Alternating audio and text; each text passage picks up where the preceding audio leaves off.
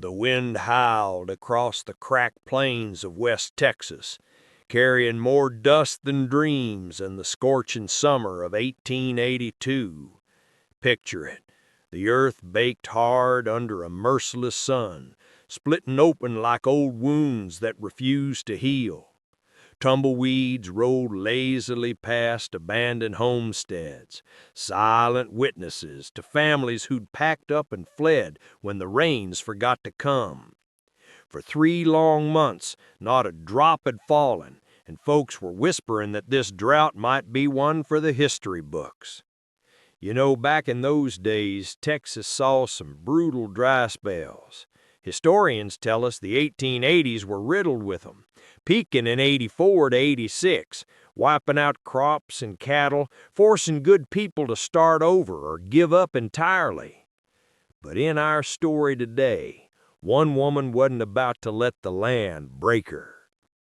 Meet Margaret Sullivan, just 26 but looking older, her face etched with lines of grief and grit like a beautiful statue weathered by endless storms.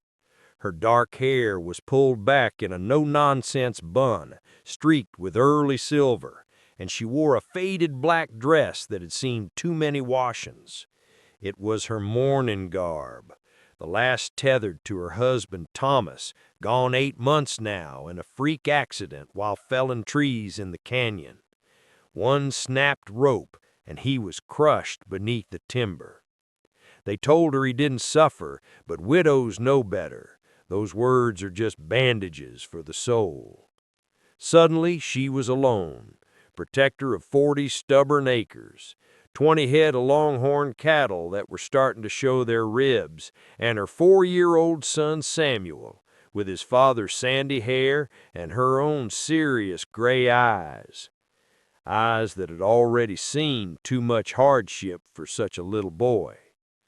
Margaret stood on her weathered porch that day, shielding her eyes from the glare, gripping a bucket handle until her knuckles went white. The chickens were acting up again, clucking nervously in the coop, and Samuel called out, "Mama, they're thirsty!" She knew it was more than that.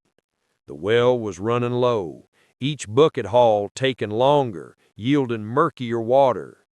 Old Henrik Johansson, her neighbor, had warned her the water table was dropping fast. Without water, the cattle would die. Without cattle, there'd be nothing to sell come fall. And without money, well, she pushed that thought away, but it lingered like the dust in the air. Then came the pressure from the bank. Elijah Morse, that thin man with a vulture's patience, showed up at her gate in his Wilton city clothes.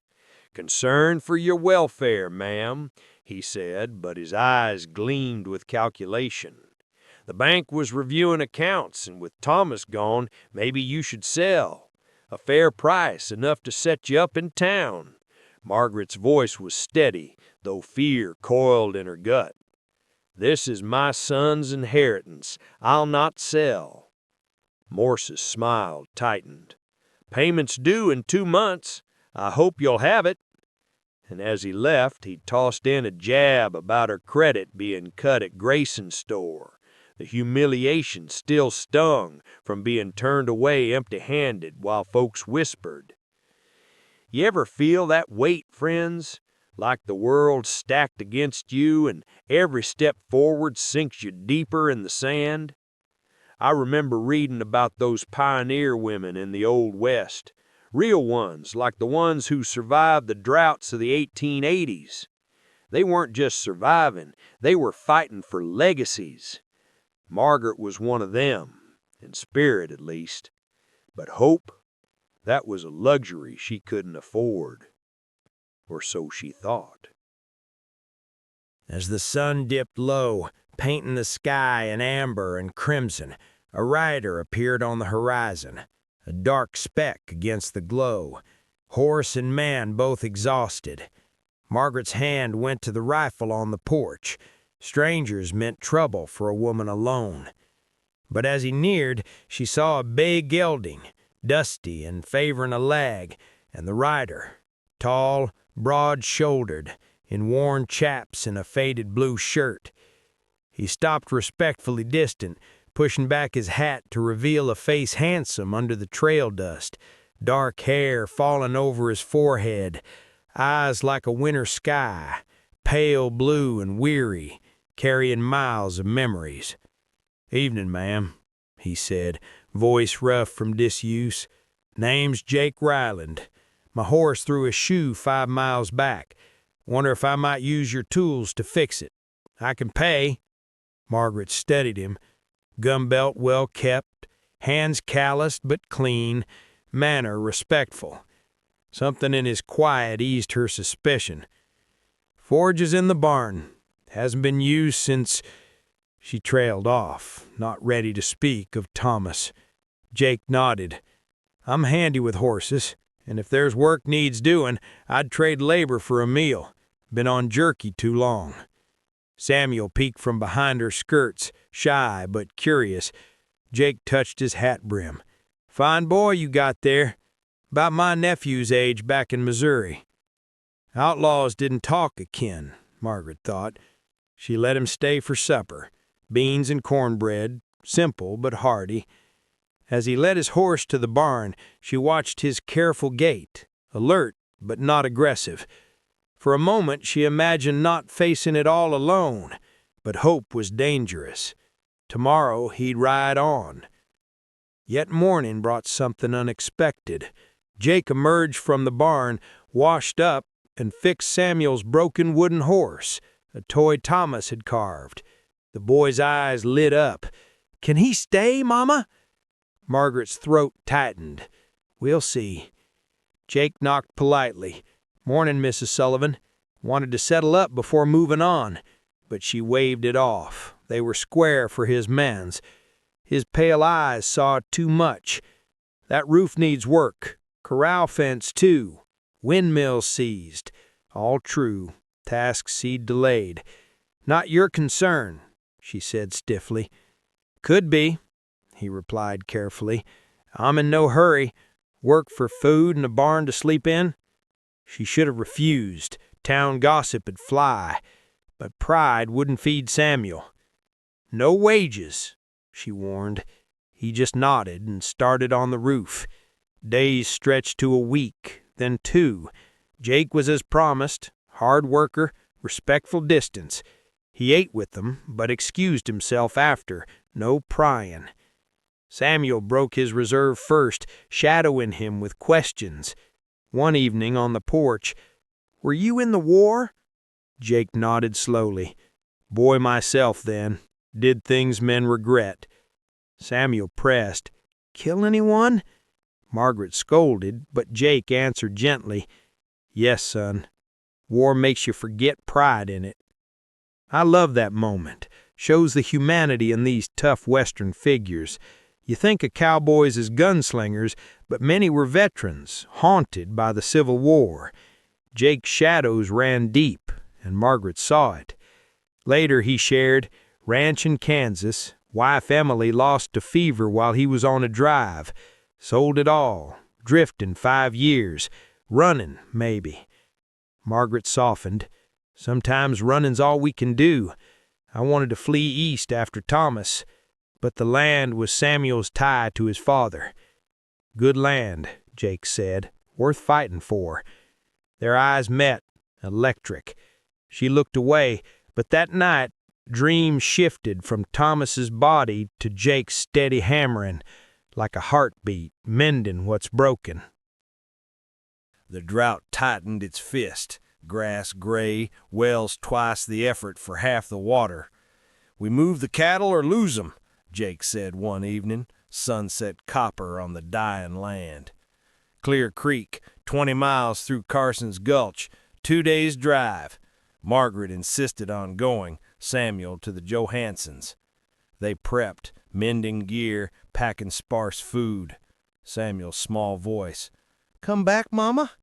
She held him. Always. Dawn start, cattle reluctant in the haze. Margaret on her mare Bess, Jake on Thomas's gelding. Heat blurred the day, camped in a box canyon under stars. "You handle cattle like you were born to it," Jake observed over coffee. "Father taught me in Tennessee before the war. Thomas didn't like it, wanted a proper wife." Jake blunt. "Thomas was a fool then." "Forgive me, but he was in ways. Good man, but got someone worth more than needlepoint," Jake said. Silence, comfortable, until horses in the dark. "Easy, friend." 3 riders, Bill Carver, tobacco-stained grin, and his mean-eyed men. "Jake Ryland, been a while since Dodge." Jake tensed. "Carver, still with trash?" Carver eyed Margaret lewdly. "Your woman? Pretty for the desert." "Driving her cattle, no trouble." But threats escalated. Maybe other things worth taking. Margaret reached for her rifle. "On my land, move along." Carver mocked. "Widow playing rancher, need a real man." Jake's gun flashed. One shot, Carver's hat holed. "Next lower, lady said move." Violence hovered. Then Carver backed off. "Ain't over." Heart pounding, Margaret trembled. Jake touched her. "All right?" "You knew him." Jaw tight. Disagreement in Dodge over a woman he bothered. Thought him gone. "He'll return?" "Maybe. Cowards, but watch tonight." Midday next, Clear Creek's green. Cattle surged, drinking deep. Laughter escaped Margaret. Afternoon graze, evening camp on high ground. Jake soft. Emily was like you, strong, outrode most men. Grief etched his face. Blamed myself for not being there. Drifted, thinking no second chance. Margaret, but you found someone fighting the world. Eyes met, hands intertwined. Jake, a shot shattered it. Bullets whined. Jake tackled her. Down! They fired back at flashes. Chaos of bellowing cattle. Minutes felt eternal. A scream. Carver cursing retreat. Unhurt, Jake held her. "Damn brave woman." They rounded scattered cattle, moved camp. "Carver won't quit." Margaret firm. "We'll be ready." Something shifted. She fought for a future now, not alone. Word raced ahead. Back home, watchers eyed 'em. Town buzzed about 3 nights alone. Jake suggested he go for supplies. Let talk die. Margaret, "Won't hide." That night Samuel grilled him on the adventure. Jake spun safe tales, oil and leather with the boy. Ache in Margaret's chest watching. Later, Jake on porch watch. "Carver's top, don't forget." Night sounds, crickets, coyote. Margaret brought coffee, fingers brushing. Pastor visited while gone, she'd heard, coming to discuss her situation. Jake, "Want me scarce?" "No. Tired of pretending you're just help." She stopped, blushing. "When?" His voice intense. "When I lie awake thinking of you, watch you with Samuel, wish you know what they'll say." Already saying, "I'm tired of being alone." He framed her face. "Sure, no going back." She kissed him, tentative, then deep, spinning her world. Morning brought Pastor Williams with Mrs. Henderson and Morse, faces pinched. "Irregularities in your household." Henderson, "Carrying on with this drifter?" Jake mild, "Has a name. Speak respectfully." Morse, "Bank concerned stability. Unmarried woman." Margaret sharp, "Marital status affect payments?" Pastor, "Your soul, son's example." Henderson burst, "Fornication." Jake stepped forward, careful with accusations. Horses interrupted. Carver and 5 more. "Town meeting?" He grinned ugly. Pastor alarmed, "Know this man?" "We go back. Ryland's got reputation, fast gun." Margaret gasped. Carver, "Tell 'em Dodge, Frank Morrison." Jake steady, "Beating a girl." Stopped him. He drew, lost. Carver relished, "Killed dead. Girl grateful after." Implications hung. Margaret, Leave, all off my land. Carver to Jake, 10 seconds. Tone deadly. Carver back, ain't over. Shame if something happened. Shaken, Margaret sank. Jake, sorry, my past. No shame defending her, but town wouldn't see it. Town can go to hell. That night storm rolled. No rain but wind and lightning. Knock. Jake, check you're all right. She let him in. Desperation met in flickering light. Kiss hungry. Tell me to leave. Stay. Thunder crashed, but inside, warmth, promises. Jake whispered, trade 10 herds for one night with you. Her heart woke. Dawn revealed destruction. Coop splintered, fence down, barn roof torn, 4 cattle lost. Despair hit. Jake, rebuild. But how? No money. Riders, Dalton, big man with silver hair, and Morse. Trouble with the storm? Offer fair, clear debts, set up in town. Jake, not for sale. Morse, payment due 3 weeks, no way. Dalton blunt, land's mine one way or another. Margaret, out. Days blurred, patching with salvage. Jake saddled, Dixon Ranch, hire and drive. Pay might help. No, after us, choosing to help the woman that matters. He rode off, ranch emptier. Week passed, sold heirlooms for feed. Samuel quiet. Night smoke, barn ablaze. Fire! Samuel safe on porch. Margaret rushed in, heat choking, saving horses. Beam crashed, strong arms hauled her. Jake! Fool woman! Coughing, gasping, saw from the ridge. Fire lost, barn wounds. Set, kerosene. Carver. Pay short, keep it. No. Give up? Jake cupped her face. Strongest I know, not alone. Samuel, don't go. To her, not going, stuck with me. Hope sparked, neighbors came, Henrik with $50, borrowing, neighbors help. Mary with food, payment for past kindness.